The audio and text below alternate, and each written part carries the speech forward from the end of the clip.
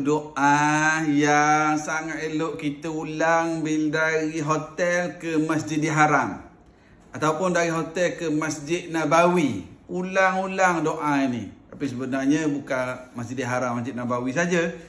Doa kita ketika nak pergi ke masjid. Ini doa ketika menuju ke masjid. Tolong share pada saudara mara kita yang berada di Mekah, Madinah. Tapi kita di Malaysia pun nak pergi masjid, amalkan doa ni. Cuma sebab Mekah, Madinah ni kita kerak. Dari hotel ke Masjidil Haram, dari hotel ke Masjid Nabawi. Doa inda tawajjuh ilal masjid. Doa ketika menuju ke masjid.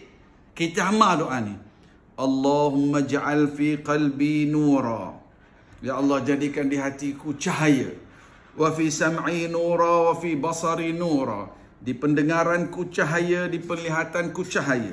Wa an yamini nura wa an shimali nura. Dari kananku cahaya, dari kiriku cahaya. Wa amami nura wa khalfi nura. Depanku cahaya, di belakangku cahaya. Wa fawqi nura wa tahti nura. Dari atasku cahaya, dari bawahku cahaya.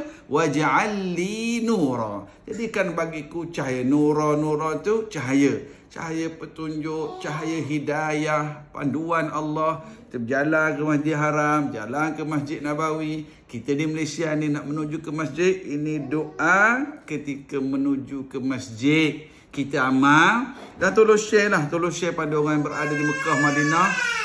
Kejap dek. Mana dari hotel, jalan kaki ke Masjidil Haram, baca doa ni.